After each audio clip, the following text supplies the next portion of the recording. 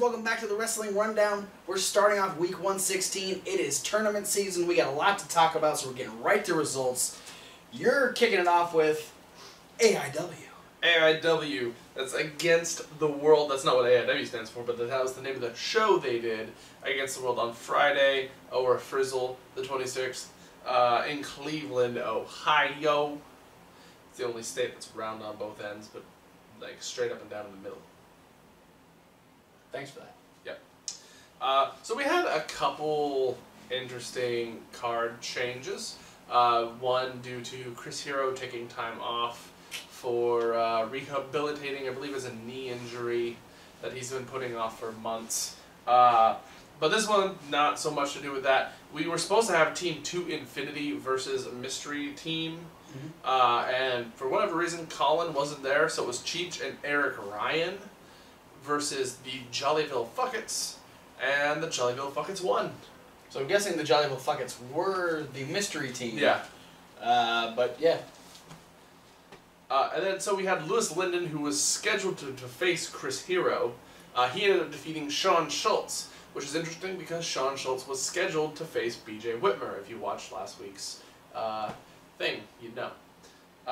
Then we had Britt Baker defeat Crazy Mary Dobson. Eddie Kingston defeated Shigehiro Irie.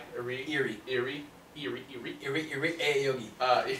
Yes. Their Japanese remix. After the match, though, he challenged Dan Severn for their Bloodsport event. Yeah. Which, you know, is, if you go on the thing, they're advertising. Dan Severn is like the big face on the poster. It's on Twitter now, so. You don't know how much Dan Severn has done for the sport of professional wrestling. Way more than you'd expect. Yeah. Go watch the What Culture video, the top 10 wrestlers who wouldn't be popular if it weren't for Dan Severn. It's quite a few of them. Yeah. And then, so we had BJ Whitmer, who was supposed to face Sean Schultz, ended up going against Jimmy Wang Yang. That's a big change there.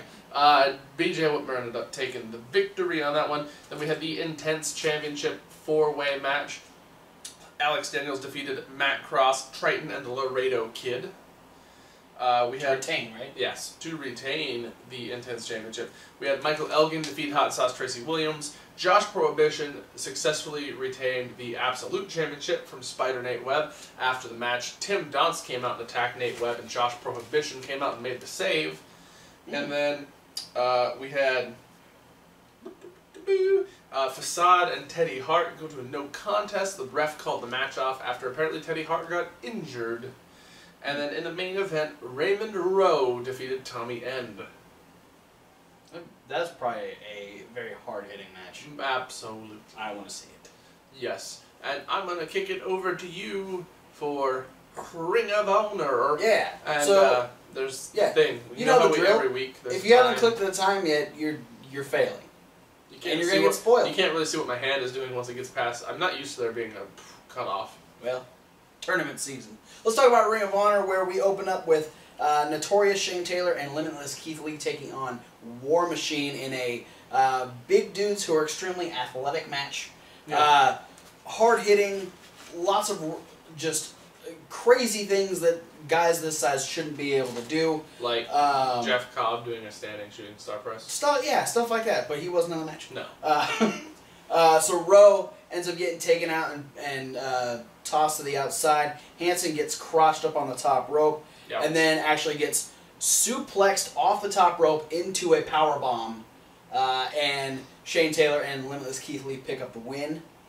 We had a 4-corner survival match between Cheeseburger, Tough Tim Hughes, David Starr, and Joey Daddiego, which during the match, BJ Whitmer actually came out and sat at commentary and started talking about all the things that him and Kevin Sullivan have been saying for the last few weeks, that evil is rising.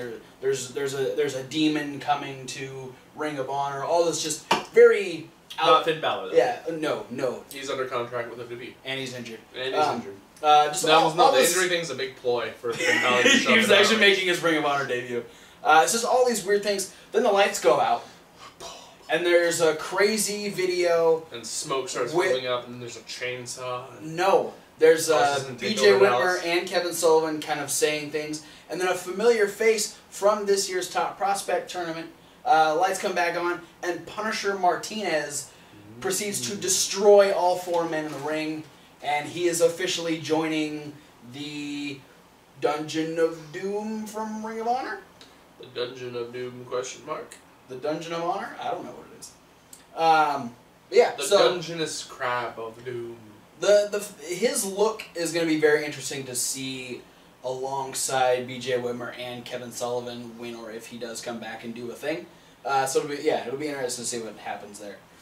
We had the 6-man tag match, which was kind of started a couple weeks ago. The Cabinet taking on Dalton Castle and the Boys.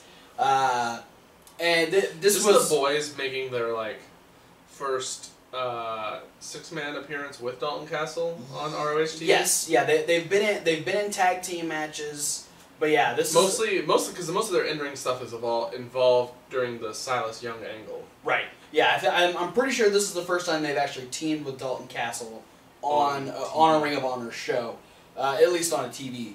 But yeah, so the one thing that was, Dalton Castle has to have one of these awkward moments. He does that hip thrust thing where he puts his hands on his hips. Yeah. Him and Caprice Coleman had a little battle as to who could do it better, which Caprice gave into the challenge and ultimately wound up in a headlock. Who was thrustier? Apparently Dalton Castle. Thrusty and lusty, Dalton Castle. That's accurate, actually. But eventually, Dalton Castle and one of the Boys end up getting taken out on the outside. We have Kenny King do a superplex off the top rope, and then a frog splash / sky splitter leg drop gives the Cabinet the win. Yeah, Cabinet still looking to make wrestling. They had a whole group of people that ran out before them and lined the aisleways with signs, and there was a lady with a fake baby wrapped up in blankets, and so they're kissing babies and shaking hands and all kind. It's so campaigny. It was ridiculous. And you don't like that? No. It ain't doing nothing for me, Cabinet. Well, especially because the Cabinet's already been a thing in WWE. It was JBL's Cabinet. Yeah. It was the Bashams and Orlando Jordan. So Oreo. This one's an actual Oreo. Yeah. You got it right this time.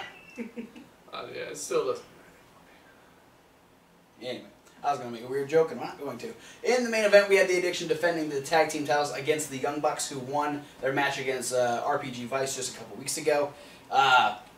It's the Addiction versus the Young Bucks. It's fucking ridiculous.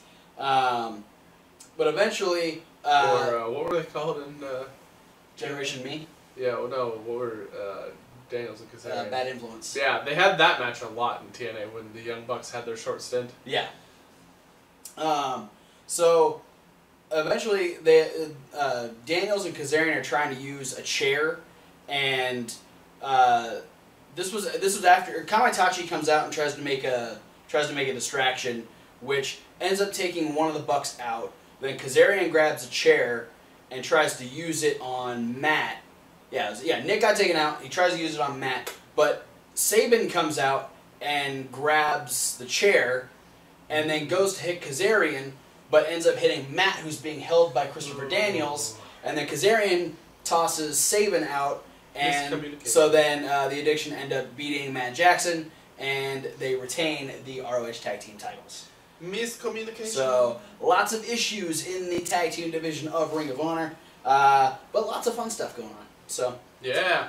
That is it. And the Cabinet.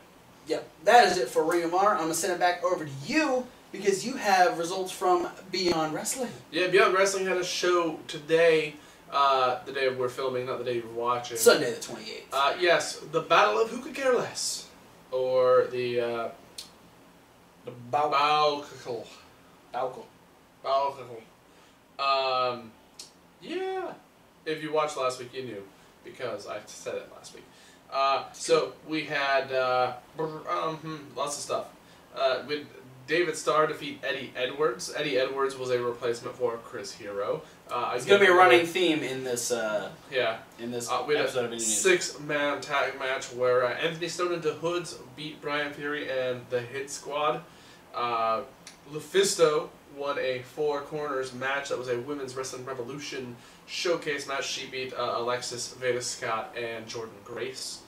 We had that 10-man tag, the Crusade for Change, again knocking out all these 10-man tag matches. This time they beat Team Atlanta, which I knew had Shinron and Fred Yehi was on it, and a couple other people I don't remember off the top of my head. Another one of the guys you just mentioned, Limitless Keith Lee, defeated A.R. Fox. Yeah, A.R. Fox went for like a Spanish fly, ended up getting caught in a sit-out powerbomb from the second rope. Yeah. No. Chuck O'Neill defeated Dan Barry. Jonathan Gresham defeated Hot Sauce Tracy Williams, which I bet that match was really good. It makes me think of something like what would it be like to watch like Huracan versus Green Ant back in the day? Yeah, no, I mean it's a similar builds, and yeah, I'm pretty sure they fought each other at least once. That'd be a good match. Yeah. Then we had Huracan went. Yeah, I don't know. Matt Riddle defeated Chris Dickinson, and in the main event, Donovan Dijak would defeat Tommy End. So that's 2 main event losses for Tommy End. Not to take anything away from the guy, because he's fucking rad. He's Tommy fucking. But he lost to Banana fucking hands. That's it for the results portion. Yeah. Do we have any of the independent news? We got a sad story, and then we got kind of a like, hey, this was cool story. So what do we want to start with? We gotta get the poor news out of the way. Well, unfortunately, this morning, Mr. Fuji passed away. Yeah. He's, I think, one of the most underrated performers of his era.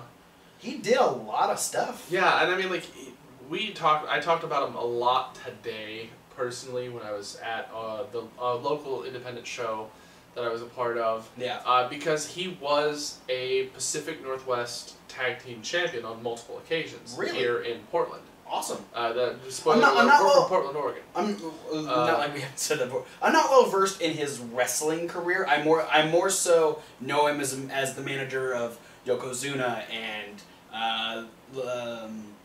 Demolition and Powers of Pain. And, so it's cool that that he was a guy whose career just spanned so many years. Because once he was done with active in-ring stuff, he was able to focus on a lot of just doing managing. Yeah. Managing, like you said, Demolition, the Powers of Pain, Don Morocco, and Yokozuna. It's a shame, but I know that it's probably a blessing in disguise, because he wasn't in the greatest physical condition. Yeah. I mean, the guy did make it to 82, so he lived a life. Yeah, especially for a wrestler from his era. Yeah. I mean, thinking about how many people we've lost at ages 30, 40, 50, like, the fact that he made it into his 80s is a gift. Yeah. So, the condolences from the Wrestling Rundown and crew to the family of Mr. Fuji-san. May he rest in power. Absolutely. And then to change gears, we did have the first ever Cody Rhodes versus Kurt Angle over the weekend, which had a ton of praise. You can actually see the end. Cody Rhodes picking up the win over Kurt Angle, which is a big feather in the cap of Cody Rhodes. Especially starting out on his, this being the beginning of the Cody Rhodes resurgence tour. Yeah, I mean, he's finally getting to do what he wants to do. His wife is starting to train wrestling. Brandy Rhodes should be coming out pretty soon, so that's exciting for him. But yeah, just a good push for Cody Rhodes getting a win over Kurt Angle. So there's bits of the match online. You can find him around on Twitter and whatnot. I know he did end up beating him with the crossroads at the end. So Nice. Congratulations to Cody Rhodes. That is it for our news. You know what that means. It's time for upcoming shows, which we have a lot to talk about. So, do you have anything on the upcoming I got shows? nothing. He's got nothing, so I'm going to do all the talking from this point out. We're going to start with not Friday or Saturday or Sunday, but Thursday. This is an unusual one. This is Thursday, and I kind of think I figured out why they did this. I think because it's Friday, Saturday. Because Friday, Saturday, Sunday are huge days. Specifically with the fact that on Thursday it's AAW presents Cero Miedo. Obviously, it's Pentagon Junior show. Yeah. From the Berwyn Eagles Lodge Hall, whatever it is they have, in Berwyn, Illinois. Where the only advertised match so far we found was Tommaso Ciampa challenging Pentagon Jr. for the AAW Championship. Yep. And I get that he's out of the way because another thing that's happening all weekend is BOLA, the Battle of Los Angeles from PWG's Reseda, California, and Pentagon Jr. is scheduled to be there all 3 days. Oh, that makes sense. So, but before we get there, we got Shine 37 coming from the Orpheum in Ybor City, Florida. We got a couple matches. We got Su Yung versus Vanessa Craven, Allison Kay versus LuFisto, Mercedes Martinez versus Andrea, and an I Quit match between Thunder Kitty and Malia Hosaka. That would be good. Those are the only matches so far announced. There's a lot of other talent scheduled to be there. Yeah. So I'd expect much more in the results category than just 4. Yes. More than 10. It tends to happen like with a Shine show. There's usually like around 10. Well, I mean, you've got, I know Amber O'Neill's supposed to be there. Which she'll probably be defending the NWA BTY is supposed to be there, cause, you know. So, yeah, there's a lot of extra people there, so a lot more matches will be in the results section next week. Yeah. Speaking of a lot more matches, like you said, it's tournament season. Not only is BOLA happening this weekend, but so is Chikara's King of Trios. The same 3 days, Chikara! Yeah, so basically, hey, if you're on the East Coast, go check out Chikara. If you're on the West Coast, you can't check out King of Trios, or you can't check out BOLA. You can't check out King of Trios either. No, but you can't check out BOLA because it's completely sold out. Because it's PWG. It's sold out so fast that they were crashing the ProWrestlingGuerrilla.com/tickets was crashing because so many people were trying to buy tickets. Find Pro Wrestling Guerrilla down in the description. Yeah. But we're going to start out with the opening round of King of Trios in Chikara. It's going to be in Easton, PA. It's about an hour away from Philadelphia. An hour and a half, give or take, depending on traffic. Bad Street, Easton, PA. No, it's not. Okay. Not how the song goes. There are 8 matches. That means 16 trios. We've gone over most of them before. That's usually how it works. But all in one night. Holy crap. For how much money did you pay? $20, $50, $75 for front row? Worth it. Yeah. Worth it. Absolutely worth it. If you buy your tickets for all 3 days in a package, you get to go to the Fan Conclave for free. Yeah, we're going to try and go next year. Yeah, we were supposed to go this year, but finances were tight. Yeah. We kept it tight. Thanks, Xavier Woods. Yeah, shout out to Up, Up, Down, Down. So, without further ado, we're going to have The Colony. That is the current most original-esque trio of The Colony. As original as you can get with The Colony. Because we don't have original Worker Ant anymore. No. But we do have Fire Ant and Soldier Ant and Silver Ant, formerly Green Ant, who won King of Trios together a few years back, looking to become the first ever 2-time KOT champions. They're going to take on Team Big Deal, who, this is only be their 4th appearance at a Chikara event. Yeah.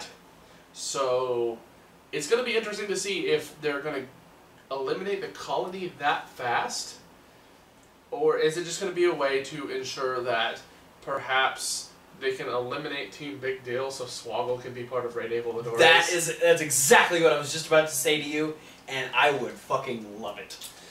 We also have the Batiri taking on Major League Mustache. That's Dasher Hatfield and the newest crowned Campeones de Parejas Mustache Mountain. And the Batiri are so sure of themselves. They are so sure they're going to eliminate Major League Mustache. They have already started a GoFundMe for their hospital bills. Yes, it's the goal is, I believe, somewhere around $376,000. But don't donate. If you're going to donate, go buy something from Dasher or Mustache Mountain. Yeah. Or the Batiri. And then we're going to have the United Nations, Juan Francisco de Coronado, Prakash Sabar, and the Proletariat Board, the Proletariat Board of Moldova, taking on Team Police Squad, Officer Warren Barksdale, Bill Carr, and Super Cop Dick Justice. That's he's been trimming down. Has he? Oh yeah, he's been. I haven't seen a recent picture. He's got a cut, you know. He's been cutting weight. Maybe trying to look good for the Chikara people. Maybe he's going to try and enter Radiant Endurance. We're going to have the team of NRG, former Campeones de Parejas, and Heidi Lovelace, former Young Lions Cup champion. So this could be like an ex-Golden Trio. Heidi Lovelace currently with 3 points, though. Yes, currently has 3 points. So does Drew Gulak. Oh. Drew Gulak is actually going to be challenging Hollow Wicked at the next Wrestle Factory show. I don't know what it's called. But they're going to be taking on the Sendai girls all the way from Japan. Then we're going to have Team CWC, #CWC, the Cruiserweight Classic team. That's Drew Gulak, Cedric Alexander, and Johnny Gargano. They're going to be taking on the Warriors 3, Princess Kimberly, Oleg the Usurper, and the Thunder Frog. All right. We're going to have the second, I guess, Colony team. They're not officially being called the Colony. They're like the only trio that doesn't actually have like a name. Yeah. Well, it's the same thing with Argus, Ophidian, and Amasis. They're not technically calling them like Osirian Portal. It's the Osirian Portal with Argus. Yeah. And I think it kind of is like you're supposed to go, oh look, it's a Colony off-brand team. It's Worker Ant. It's the Flood Rejects. Arctic Rescue Ant and Missile Assault Ant. Or Missile Assault Man, or Missile Assault Blank. Missile Assault Man. Because if you go to his Twitter, it has this Missile Assault. And it kind of comes off because like Fire Ant talking about the promo when they were going into Team Fire Ant versus Team Hollow Wicked, that he said you're not going to see the colony, what you're going to see is just a big group of ants. Oh, so I mean, yeah, maybe it's not officially the colony, but you can call it the Colony number 2. They're taking on Hollow Wicked and his Hexed Men. It's Hollow Wicked ? They say they're bringing in the Betrayer, who is going to be supposedly, if I remember correctly, the strongest member of the Hexed Men. Okay. So, and then you also got to keep in mind that out of every member of the Hexed Men, neither Icarus nor Mark Angelicetti have spots in any part of King of Trios. Yeah. So not so far. There's rumors maybe that they'll show up night 3 in the tag team gauntlet, but other than that, we don't know. Yeah. And then there's going to be Team JWP, another Japanese all-female team coming in. They're going to take on Ophidian, Amasis, and Argus, who we mentioned. And then one of the big attractions is coming. It's the only, I think the first time ever, 3 versus 3 women's trios match. Which is awesome. At a King of Trios event. Team Shimmer, which is Candice LeRae, Crazy Mary Dobson, and Solo Darling, versus the original Divas Revolution, Mickie James, Victoria, and Jazz. I'll be real. Like, you got some tough girls on the side of Shimmer, but you've probably got 3 of the toughest girls to come out of WWE on the other side. What I'm going to say is, I think there's going to be a stark contrast in size. Oh yeah, no, the original Divas Revolution is going to be massive compared to the Shimmer girls. I think Mary Dobson will be the only one close to... Yeah. She might be the same size as Mickie James. But that's it for night 1. That's all 8 of the opening round matches. So we're going to move over to the other side of the country, Reseda, California, where we're going to have night 1, or stage 1, of the Battle of Los Angeles. So the first match they have announced on the website is supposed to be Chris Hero versus Jushin Thunder Liger. Yeah. Chris Hero, again, it's a question mark up in the air because he's out for, however long until he's recouped from his injury. So no word on a replacement that we were able to find. Yeah, nothing if on... you know, post in the comments. Yeah, absolutely. We also have a match that I would be very, very happy to watch. Tommy End taking on Zack Sabre Jr. Oh, yeah. Phoenix versus Will Ospreay. Oh, that's... Oh, God, I want to see that so bad. That's one that sounds like eerily familiar, but there's going to be Ricochet versus Jeff Cobb. Well, I mean... We're going to have John Hennigan, a.k.a. Johnny Mundo, a.k.a. Johnny Nitro, a.k.a. John Morrison, a.k.a. the guy who won Tough Enough one year. Him versus Matt Sydal. That'll be good. A.k.a. No, I'm just kidding. I think we saw that in WWE once. Oh, probably more than once. They were John both Morrison on versus Raw Evan for a Bourne while. probably happened at least once. And then Pentagon Jr. versus Marty Scurll rounds out stage 1 as far as tournament matches goes.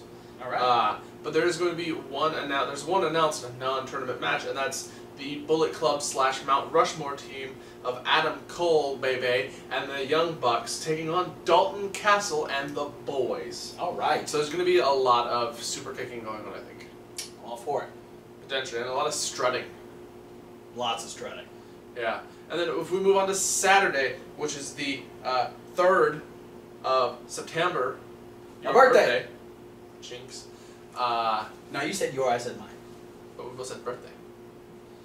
Fine. So jinx.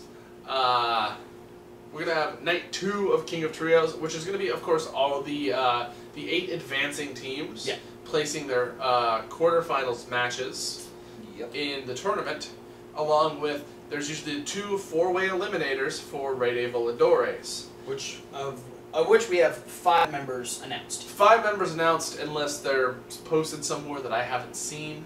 So if you know those or have links, put them in the comments because we want to know. There is still a couple days till the show, so they're probably waiting like, hey, guess who else you're going to get? And, you know, with the exception, I think, of last year, I think almost every other year, eliminated team members have shown up in Rey de Voladores. That would make sense. So we've got Space Monkey making his Chikara debut. Mm-hmm. We got Tony Nese, another member of the Cruiserweight Classic team. Not the team CWC, but, you know, coming from the tournament. Representing the CWC. Yep. We've got Wani being technically the only Chikara guy. Yes. Because we got Frightmare, but I'm now classing him as a Hexman / Army of Nazmul Dune guy. Oh, okay, so he's... Okay. Against Chikara.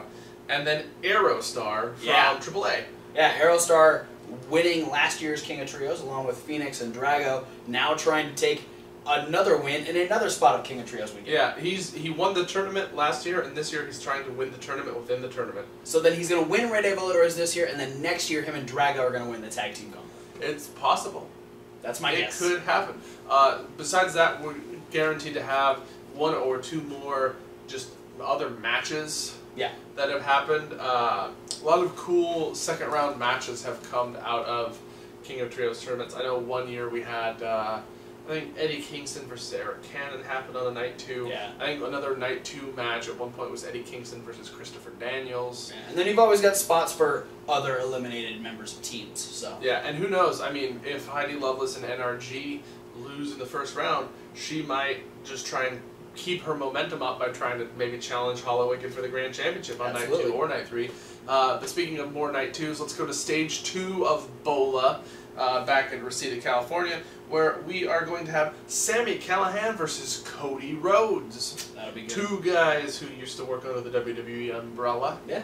A very, what I'm going to guess is going to be a super physical, super technical, very mat grappling oriented match between Kyle O'Reilly and Matt Riddle. Oh. Then Cedric Alexander is supposedly going to be there to face Mark Haskins. I guess that might depend on whether or not Team CWC advances in King of Trios. Yeah, because this is an interesting double booking. Yeah. Or potentially double booking, because I don't think I've ever had a moment where I realized that there's a guy booked on a show in Pennsylvania and in California. Yeah, he's got to go all the way across the country overnight. Yeah, and that's if he doesn't have to. Yeah. Who knows? Very interesting.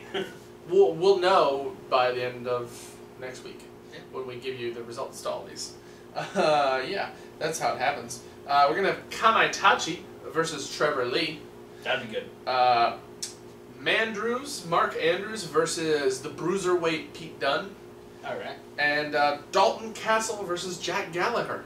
That's going to be hilarious. That's going to be... And fantastic. That might be the most entertaining match of round one from a strictly entertainment standpoint. We already love Dalton Castle, and Jack Gallagher just impressed beyond belief in the CWC. And we've got more non-tournament matches announced. We have a tag team match that is scheduled to be Phoenix and Pentagon Jr. versus Tommy End and Chris Hero. Again, the Chris Hero situation. That's another question mark now. Are they going to have this same match, just adding a different partner to Tommy End? Maybe Zack Sabre Jr. Maybe let's have these two guys team up. Yeah. Maybe Marty Scurll. We know all three of those guys were Euro trash last year. Maybe I don't know what his schedule is outside of that, but maybe Raymond Rowe and Tommy End have been kind of a pairing as of late. So yeah, and then Adam Cole and the Young Bucks again will be teaming up, but they will not be facing Dalton Castle and the boys. They're going to be facing potentially the flippiest team to ever exist. I'm so excited for this match. Matt Sydal, Will Ospreay, and Ricochet. That is a fucking amazing team. I'm going to call it right now. The finish of the match is triple shooting star presses. Ooh. Or two shooting stars and a 630 in tandem. I'm just saying triple shooting star all at the same time, and it's all going to be like perfectly timed and landing at the exact same time. And then all three members of the Bullet Club are going to get out and super kick them out of the air. Yes, sure. No, that's not going to happen. That'd be awesome. And then on Sunday the 4th, moving on, we've got Stage 3 of Bola, which is literally going to be every other match in the tournament, because we're going to have 6 guys advancing from Stage 1, 6 guys advancing from Stage 2, but only one person can win. So there's a lot of people wrestling a lot of times over this weekend in Bola and in King of Trios. But there are also going to be 1 or 2 more non-tournament matches to sort of break up the brackets to help people have a few minutes of recovery time between rounds. King of Trios, Night 3, also on Sunday, will have the usually has the semifinals as the first 2 matches of the night, and then in there we'll also have the finals of the Rey de Voladores. The 2 winners of the 4-way matches that preceded it will face off to crown who is the King of the Flyers. And then the annual X amount of teams tag team gauntlet match. Currently we have 4? We have 4 or 5, I don't know. There's rumored to be a Hexed Men team. We know the Devastation Corporation is going to be there. Hermit Crab and Rock Lobster. Ashley Vox and Delmi Exo, the Sea Stars, are going to be there. You can almost guarantee also like other teams that have been eliminated in the tournament will be in there. Or this would be a great time to bring Demolition in and have some sort of like remembrance to Mr. Fuji. That would be kind of cool. So we've had Demolition win a tag team. That's why I said it. In another year, we've had Demolition and the Powers of Pain both in the tag team tournament. Both teams managed by Mr. Fuji. And then, of course, the main event of Night 3 will be the finals, and we'll crown, or whatever you call when you put a medal on someone. Bestow the title new King of Trios or Queens of Trios. Because there's a lot of ladies this year. There are 4 teams of all women, and 2 teams with 1 woman. Yeah, so Heidi could be a Queen of Trios, Kimberly could be a Queen of Trios, Divas Revolution, JWP, Sendai Girls, Shimmer. Yeah. There's so many options this year. It's very likely we're going to get at least 1 Queen of Trios this year. So, next week, the Indy news is going to be so chock full of results, it might hurt. Yeah. And depending on how long it is, we might end up having to break it down. We might have to. Depending on how many upcoming shows we have after that. Yeah. We might, or, we might have like a specific, here's what happened at King of Trios video. Yeah, that might actually be a good idea. Put everything else into Indie News, or maybe specifically a Bola video. I think depending on which one's going to take longer to talk about, either Bola or King of Trios will probably, one or the other will get its own special results video. Yeah. And then everything else will be on the Indie News as per usual. But